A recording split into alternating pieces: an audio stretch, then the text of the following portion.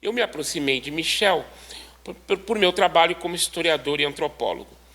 Eu fiz longas pesquisas de campo em países da África Oriental, com destaque para Moçambique, que me fizeram enfrentar cotidianamente com o que eu chamava de formas locais de antissemitismo, que encontrava na figura do indiano tudo aquilo que outrora a Europa, de fins do século XIX, primeiras décadas do século XX, encontrou na figura do judeu.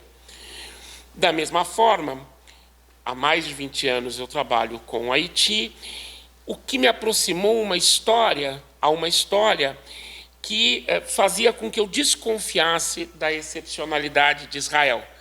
Na medida em que também no Haiti, ou como em Israel no Haiti, a sociedade civil antecede o Estado na sua formação política. E, da mesma forma que os judeus, os haitianos foram acompanhados por uma forma específica de antissemitismo, que a gente chama de anti-haitianismo. Mas o que me traz aqui hoje não é a minha experiência em Moçambique e no Haiti.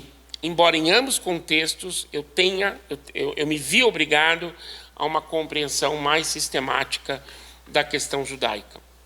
Embora eu tenha nascido no Rio de Janeiro, desculpem meu sotaque, que não tem nada a ver com o Rio de Janeiro, e eu aqui me encontro num universo que me é familiar, a única forma possível de eu pensar sobre o judeu imaginário, tal e como vem sendo proposto de forma brilhante por Michel e por Misha, é recuperando a minha própria experiência de adolescência e parte da juventude na cidade de São Paulo.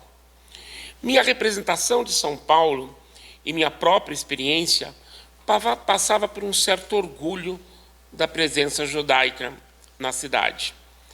Professores judeus, sinagogas da região central, para mim, aproximavam São Paulo de grandes metrópoles como Buenos Aires e Nova York. Eram judeus que faziam de São Paulo mais São Paulo. Para uma criança entrando na adolescência e com pais vinculados à esquerda, que procurava resistir ao horror da ditadura militar, o assassinato de Herzog e, sobretudo, as imensas reações da sociedade civil foram marcantes. E meus pais falavam de Herzog como um grande jornalista e alguém vinculado a uma comunidade que, eles pensavam, estaria vinculada à resistência militar, à ditadura militar. Eu cresci com a ideia de que os judeus no Brasil seriam contra a ditadura, da mesma forma que os judeus na África do Sul seriam contra o apartheid. Depois descobri que eu estava errado, tá? Mas essa era a ideia do meu judeu imaginário. Destaca-se ainda que, em minha experiência juvenil, o Clube Hebraica, em São Paulo, particularmente o seu teatro, era percebido como um espaço de resistência aos limites impostos à cena cultural por uma ditadura que, entre outras coisas, e como toda ditadura, é contra a cultura. Assim, da mesma forma que nós íamos ao Goethe Institut ou à Aliança Francesa para assistir ciclo de cinemas, íamos ao Teatro da Hebraica.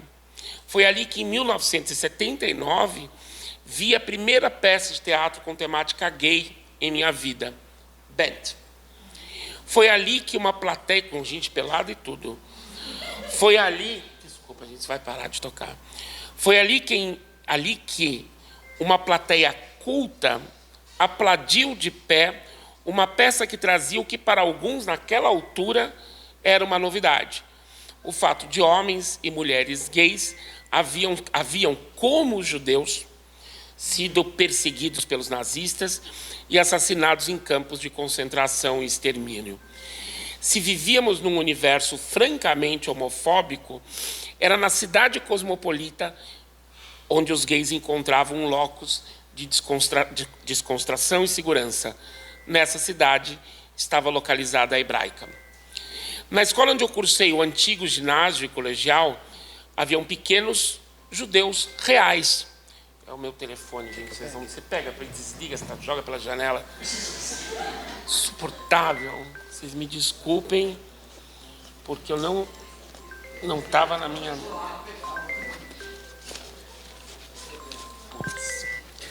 joga tudo pela janela. Desculpa. Então, na escola em que eu cursei o antigo ginásio e o colegial, corresponde ao Fundamental 2 e ensino médio, haviam pequenos judeus reais que nos intrigavam, porque tinham direito a faltar à escola em dias específicos e, eventualmente, passavam férias escolares em Israel, de onde voltavam morenos, fortes e deslumbrantes após temporadas. É difícil, viu? Super escondido, aqui não sei onde está. Também não. Agora vai. Desculpem. Tem uma coisa engraçada naquele período. Teve um dia que eu cheguei em casa, eu devia ter uns, sei lá, 11 anos de idade, e eu cheguei e falei em casa, eu estava em minha família, eu falei, nós os judeus, e aí a minha mãe falou assim, mas você não é judeu. E por que eu pensei que eu fosse judeu? Porque tinha escola, tinha aula de religião na escola. E os meus pais, que eram de esquerda, solicitaram que eu não frequentasse as aulas de religião. E quem não frequentava as aulas de religião comigo eram judeus. E eu perguntei para um coleguinha meu, por que você não frequenta as aulas de religião? Ele falou, porque eu sou judeu. Eu falei, provavelmente eu sou também. Então foi uma escala lógica, né? Enfim. Agora, e tinham esses jovens já um pouco entrando no ensino médio que iam para Israel e que se aproximavam, de certa maneira, aí há um outro judeu imaginário, que é aquele do Paul Newman, do Êxodo, ou os pioneiros da literatura de Oz. E eles nos contavam histórias deslumbrantes, como plantavam alfaces no deserto. Essa era São Paulo cosmopolita, da qual eu fazia parte. Esses eram os judeus que, para mim, deveriam corresponder a todos os judeus. Esses seriam, digamos assim, um outro modelo que estava na nossa cabeça, pelo menos para uma certa esquerda democrática. Assim, de certa forma, e talvez seja um dos desafios desse seminário, é a gente pensar que um judeu imaginário foi um modelo cultural para muitos e um modelo de distintas cores. Em minha longa juventude em Barcelona, muito tempo, eu voltei a me encontrar com os judeus, mas já não aqueles que seriam parte do orgulho de qualquer cidade cosmopolita. Afinal, nos anos 80, a presença judaica era irrelevante em Barcelona. Mas os judeus surgiam como parte de um catalanismo histórico que nós aprendíamos na sala da universidade. Israel e os judeus apareciam de forma melancólica na literatura de grandes clássicos da língua catalã, pela mão de Salvador Espriu ou João Brossa, que, entre os anos 40 e 70, percebiam a ameaça fascista à existência dos catalães e de sua língua, algo análogo ao antissemitismo nazista. E eles tinham razão. Os termos utilizados pela extrema-direita espanhola, e são usados hoje em dia, constituem o ponto fundamental do Vox. Se vocês olharem o programa de 100 pontos do Vox, o ponto número 1 é acabar com a Catalunha e com os catalães, está lá. Está dito isso, eu não estou inventando nada. Está lá. Os termos utilizados pela extrema-direita espanhola para se referir aos catalães e que culmina na Guerra Civil Espanhola e que se usa hoje em dia são idênticos aos que aparecem uma e outra vez nas fileiras do antissemitismo. População desnaturada, amoral, arrogante, pernóstico, venenoso, raça degenerada, astuto, perturbador, ganancioso, covarde, intelectualmente pobre, maçônico, apátrida, parasita, fanático, corrupto, capitalista explorador, malvado, bandido, trapaceiro, usurário, banqueiro, interesseiro e traidor. Da mesma forma, Israel se fazia presente naquela altura na tenacidade do que percebíamos como a recuperação da língua hebraica, que também a gente imaginava que tinha sido inventado em 1948. Bascos e catalães olhavam com inveja para a capacidade do Estado judaico de transformar a língua hebraica numa língua cotidiana em Israel. Não sabíamos que a recuperação e universalização do hebraico era anterior ao próprio Estado de Israel e fruto, sobretudo, daquilo que a gente pode chamar de sociedade civil.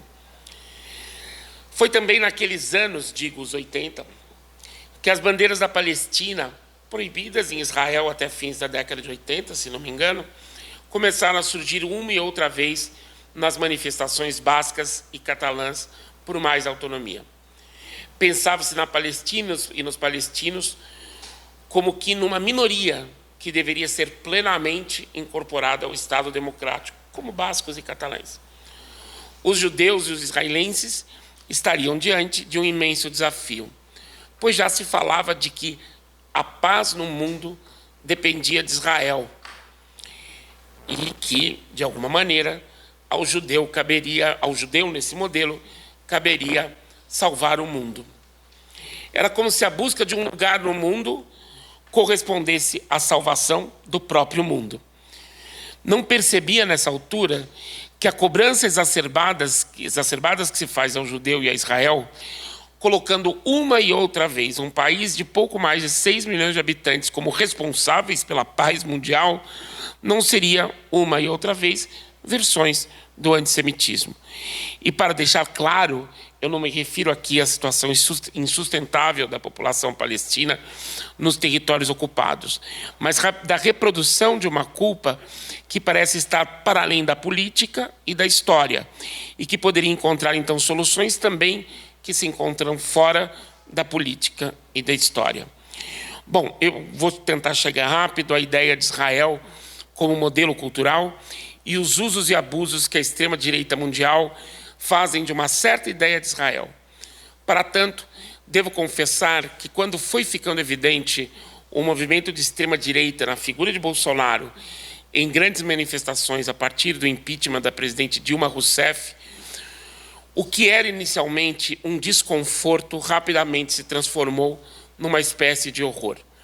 Apresenta presença crescente de bandeiras de Israel em manifestações de oposição ao PT ou manifestações contra a corrupção, ou mesmo aquelas que apelavam à ideia de reunirem pessoas que estavam contra tudo que está aí.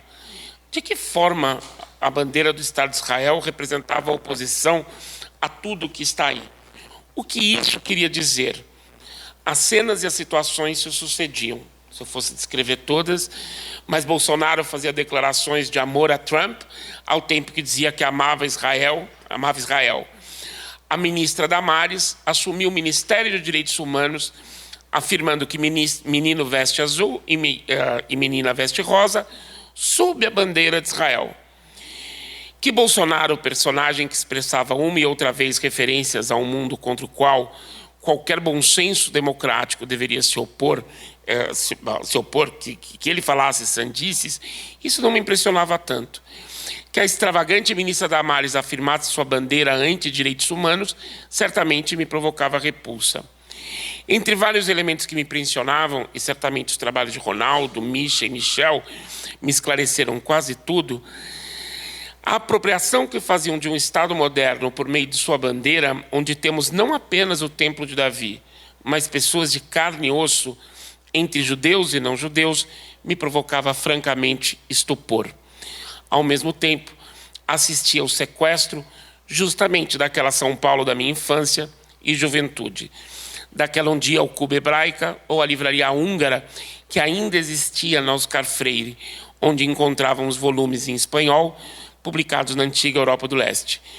De um lado tínhamos o sequestro, de outro uma espécie de adesão da cidade ao seu próprio suicídio enquanto tal. Obrigado, gente.